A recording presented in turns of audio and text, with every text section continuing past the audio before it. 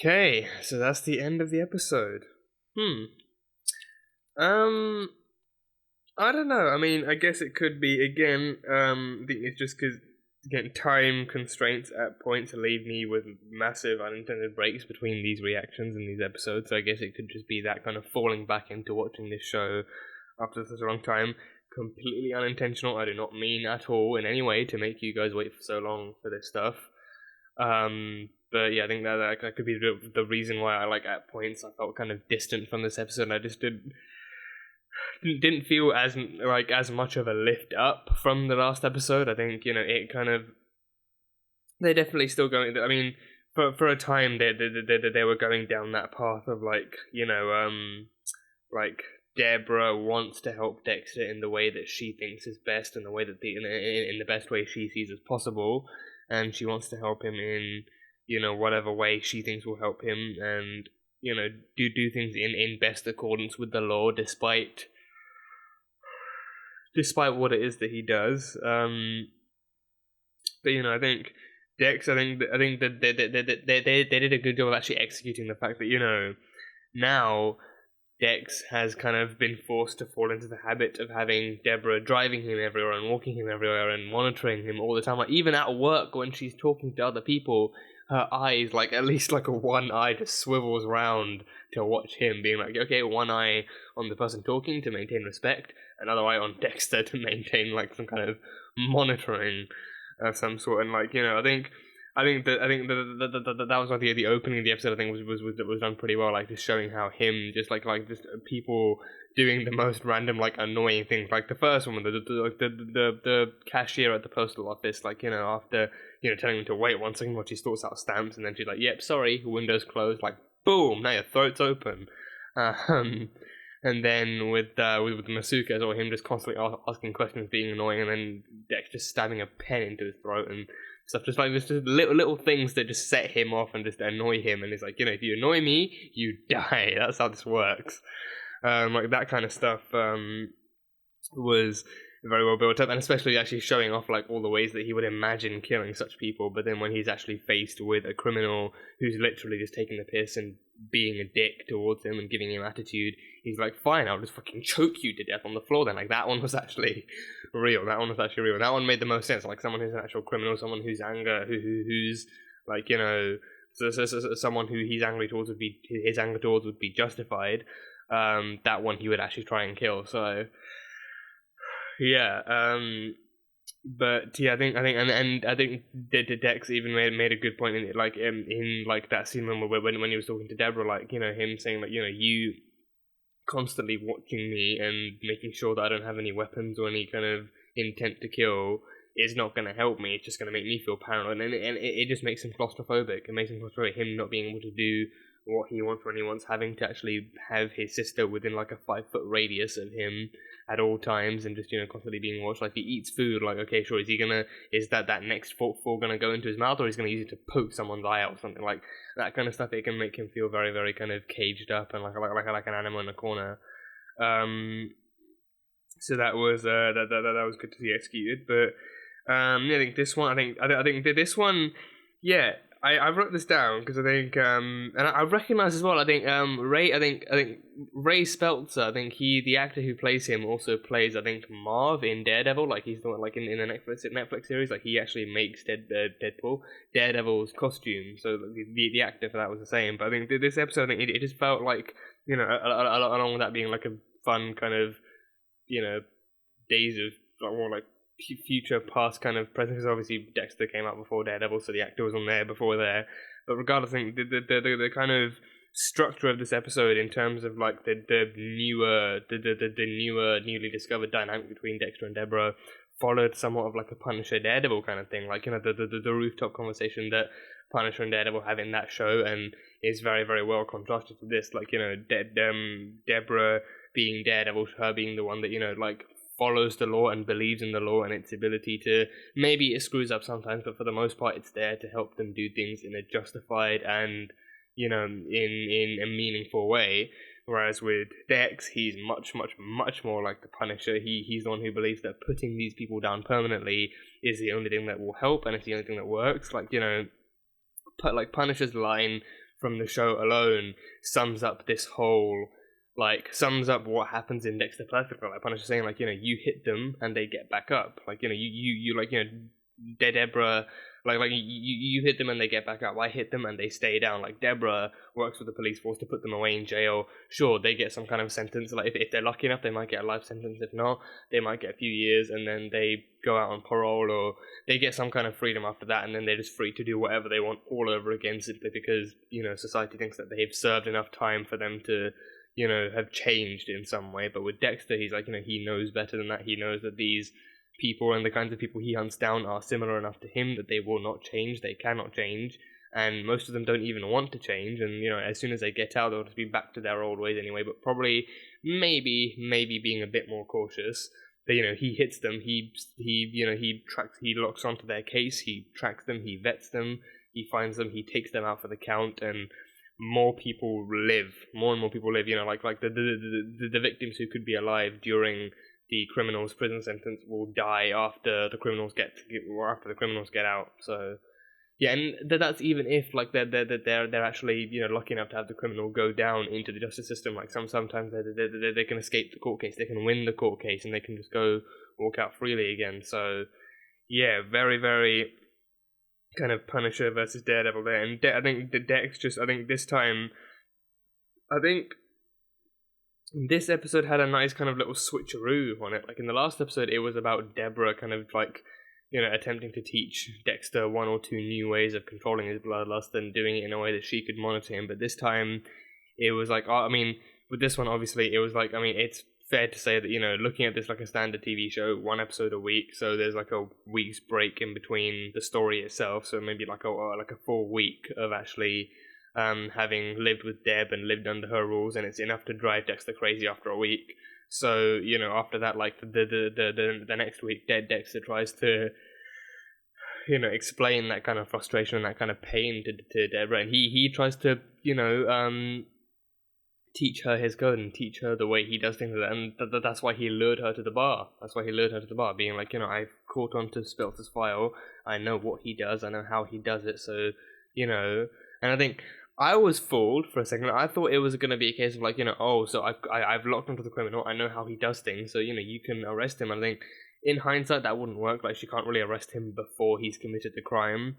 Like, she would need proof that he did it, and Dexter even made a great job with that. Like, he's like, in order for you to do your job, the criminal has to commit the crime first, and in the case of a killer, in the case of a murderer, that means they have to take human life first, and you have to find evidence that they took it in order for you to be able to arrest them. Like, someone has to die in order for you to do your job. Like, that line alone really summed up the entire situation. Like, someone has to die for you to do your job. For me to do my job, I just have to know how they do it and the fact that they did do it, and then I can stop them before they get ready to bury their next person. So, it's like, it's definitely, I think it's just like, I mean,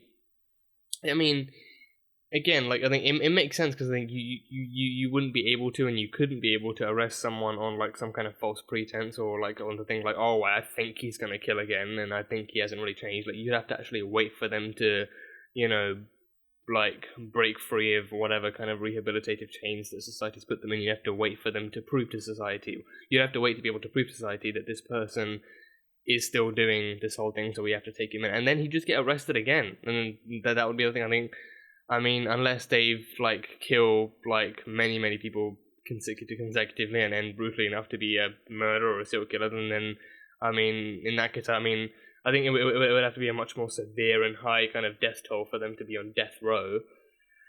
But even then, that's like a higher kind of sentence for them to actually have to, like, get put into, and it's, like, probably, like, a lot more parameters for the courts and the judges to actually have to decide and stuff. So yeah, like, Dexter is very much the Punisher in this case, and I think the show runs on that kind of formula, like him being the guy who takes down other criminals, and him who believes he works with the law by day, and then at night he does what the law can't do and what the law won't do.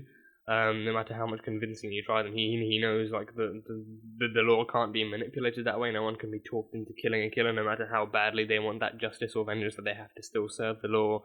They have to do things fair and square. But with Dexter being a serial killer, it doesn't. He kind of gets like a kind of like somewhat of a loophole with that. Like he knows that they've done bad, and he has the ability and the willpower to do what he thinks needs to be done.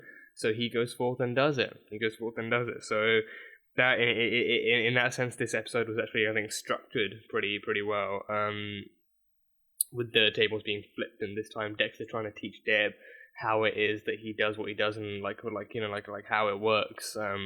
His whole code. So yeah, I mean, I wish he would have actually taken the chance to sit her down and walk her through Harry's code, like what Harry actually taught him. Because I think as far as Harry's code, like all that's been mentioned is the fact that Harry was the one who taught him how to do this, and the fact that and he even mentioned in this episode, like Harry probably knew him better than he knew himself. Like that's it. I'm still kind of waiting and looking forward to that scene where he actually sits her down and talks her through Harry's code, and explains what it is and how it's helped him survive in this for so long, and how it's helped him. I mean, if he does that, then she might just try and manipulate Harry's code into something else, or something into something that she can use to again rehab Dexter. But I mean, seeing the end of the episode, not so much, because by the end of it, like, she did say that she accepts Deb's she accepts Dex's thing, like his code and his need to kill, as a kind of necessary evil. Because again, had he been killing just anyone and everyone, then it would have been a genuine cause for concern, and it would have been something something justifying his arrest. But like, he's going around, he looks for the right people to kill. He actually, I think morally, he has a sense of morality still. He has a sense of morality, because I think he's still human enough to actually know that there are bad people in the world who deserve this, and he still understands the need to protect the innocent. Because again, his own innocence is something he lost when he was a child, in his mother's, sitting around in his mother's blood for days. That was something he lost. So that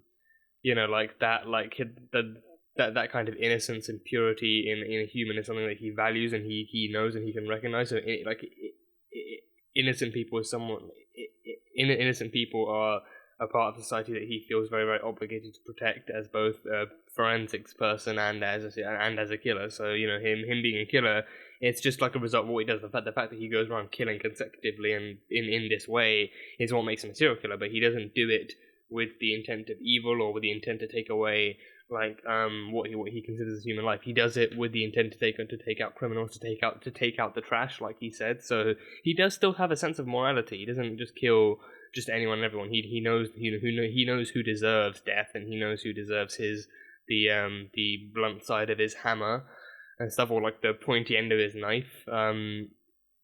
So he does it in that way. But yeah, but I mean, in this one, Speltzer still got away. He still got away. He still managed to climb back up and drive away. So he's in the wind, and he's got the proof that they needed, or he has Nina Fleischer's earring from the mausoleum. So I mean, I wonder if there were other trophies in the mausoleum, like stuff that he had stored away in boxes. I mean, the earring was the main thing he had, and it was set up in a shrine. But I wonder if that was the only thing he had, or because I think when Dexter read the file, he said there were 2 victims. Yeah, one turned up dead. The other one, I don't know. The second one he said turned up dead. The first one I think was still a victim, but I don't know what happened to her. But then the second one was the one with the earring ripped out of her ear. So yeah, and then of course we have the new one, the bartender. She was in his house, and he beat the crap out of her and ripped her earring out. So she's the third victim. So yeah, I mean, 3 victims. That means he's a serial killer, right? He's killed 3 women. I think when back in Doomsday's thing, Dexter did say killing 3 people consecutively did make you a serial killer. So I think he counts as that now. So I don't know. Hopefully later on in the season, in the next episode, in the next couple of episodes, we'll see him tracking down the Speltzer again and finishing him off finally. So hopefully that well-deserved kill will meet just ends. But yeah, Deb does accept Dexter as a necessary evil.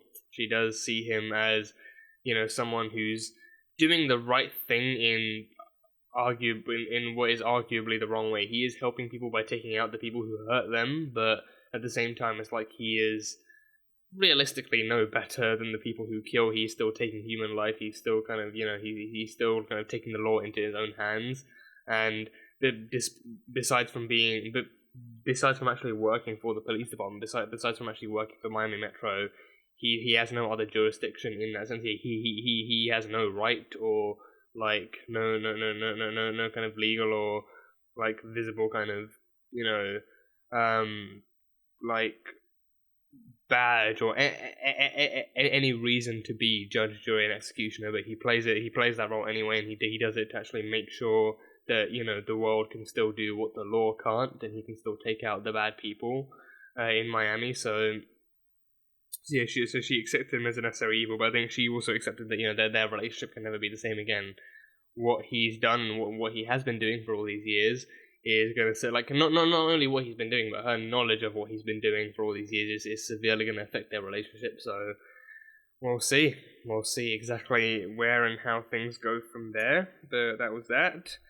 We had we had stuff with Quinn and Nadia, and Carter's bracelet. So her bracelet had like a GPS system that they used to track their heroin mules, to track their mules and control their heroin system. So I mean, it's a crime ring, so I think it's not really surprising that they deal with drug trafficking. So that's that. But they needed to find out what happened to Victor and also find out what happened to the chip.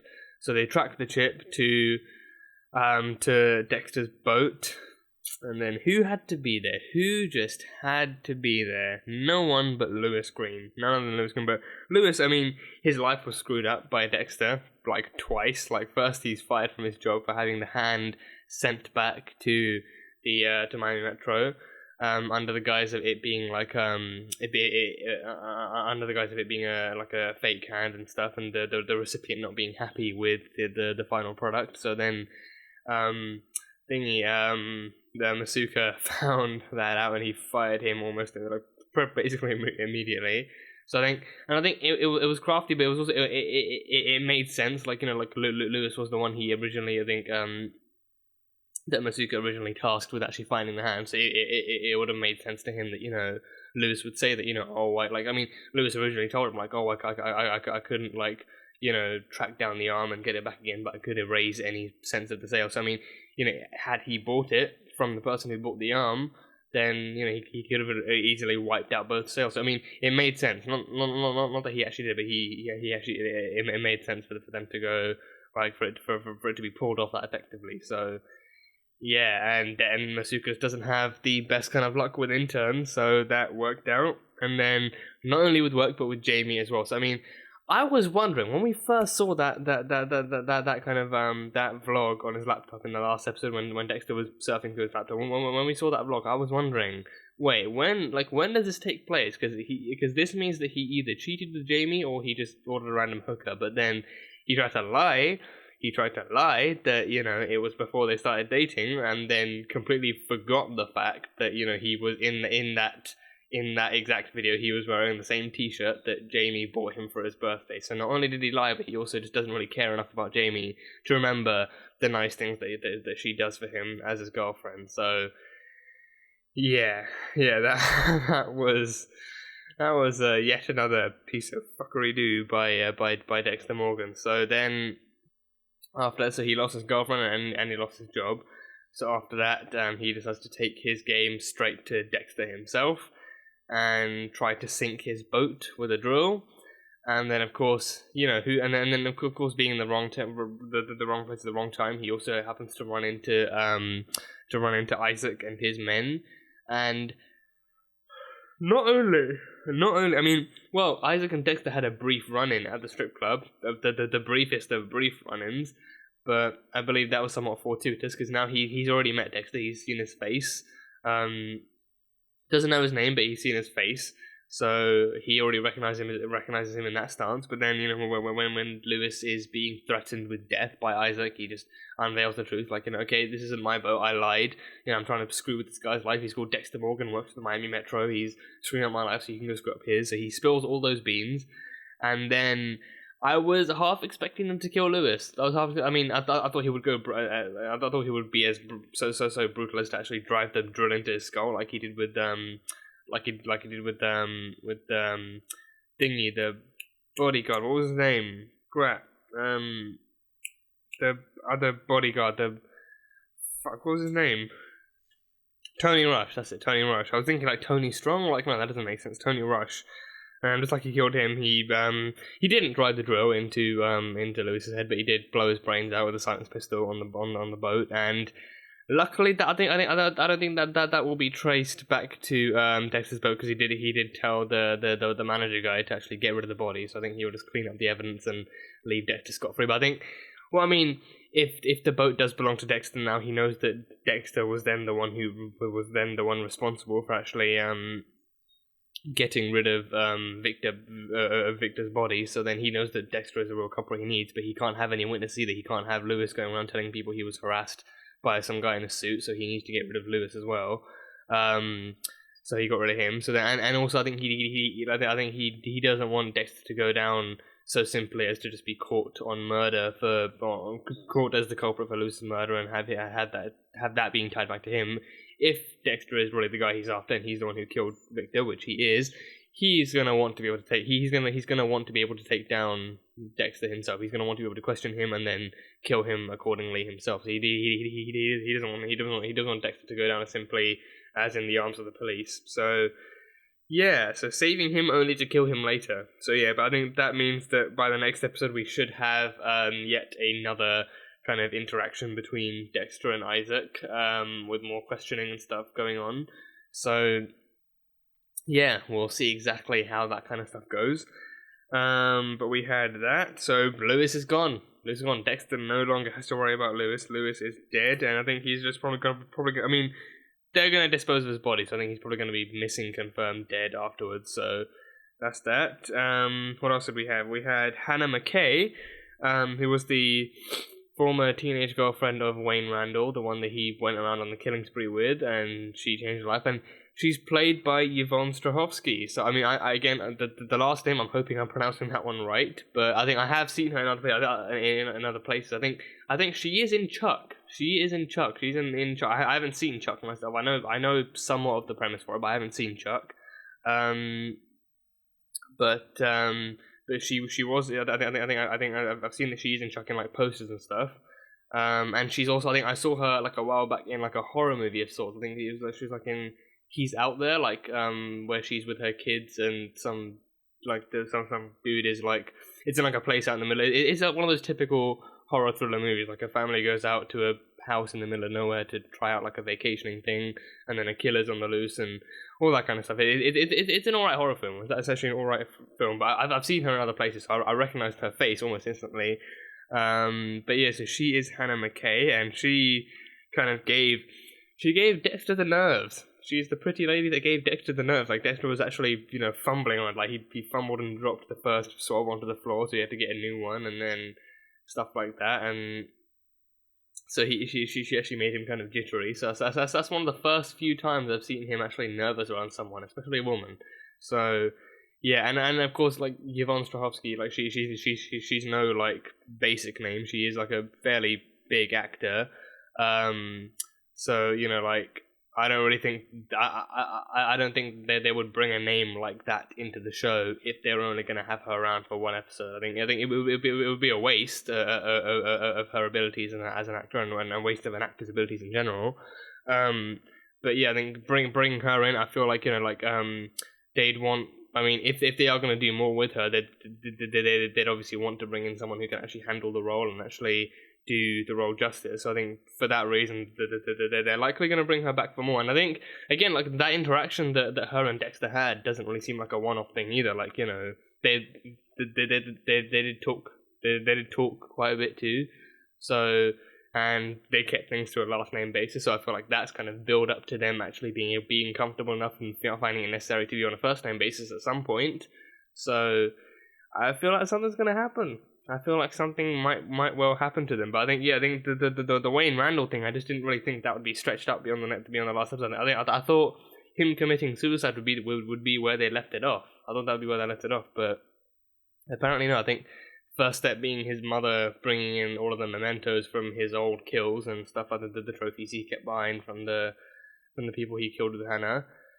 And yeah, but Hannah herself, she got out of juvie and she changed her life as a whole. She moved away from the law and then started a nursery. Apparently, she started a nursery, but she's also got her own little kind of greenhouse of plants that she tends to. So she's got her own thing going, and she's worked all those years to actually avoid having anything left to do with the Randalls, like with his mother or with Wayne Randall himself.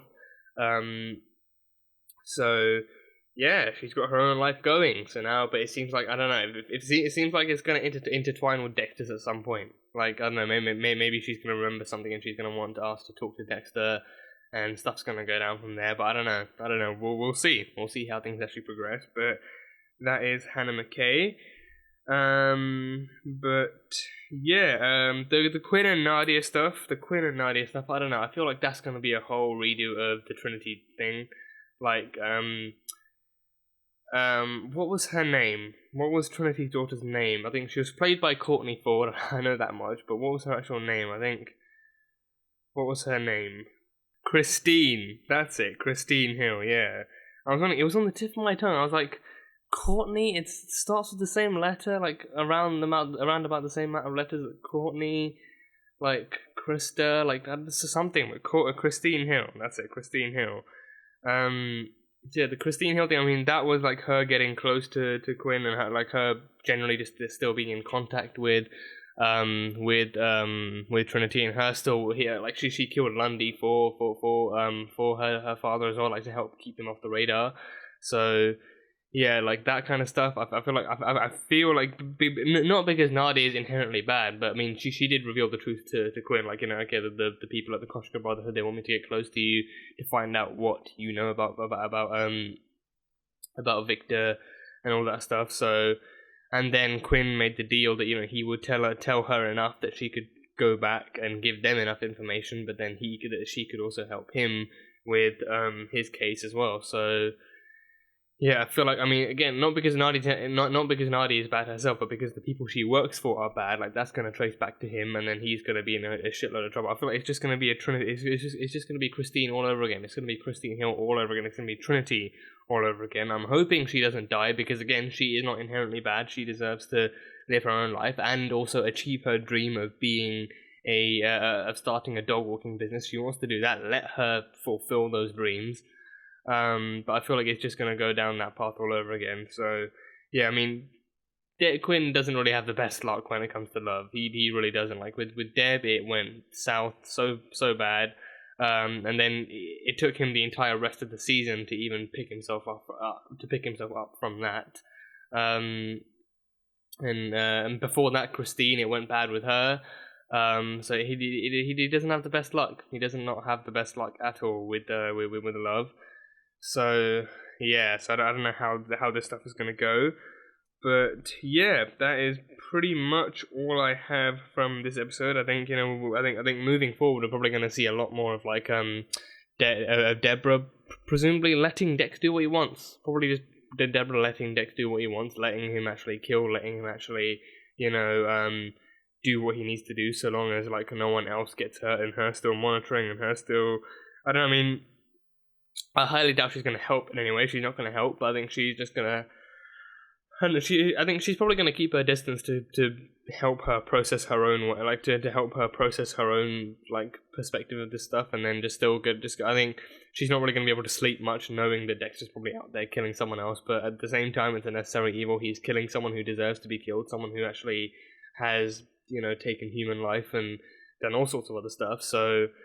It's going to be a bumpy road. It's going to be a bumpy road going forward. But yeah, I am here for it. And that is pretty much all I have from this episode. So that was Dexter, Season 7, Episode 3, titled Buck the System. So thank you guys so much for watching this video. If you guys enjoyed it, then salt and burn that like button. Comment when we do the episode on what you think is coming up next in the season. And yeah, that's it. So, I will see you guys next time.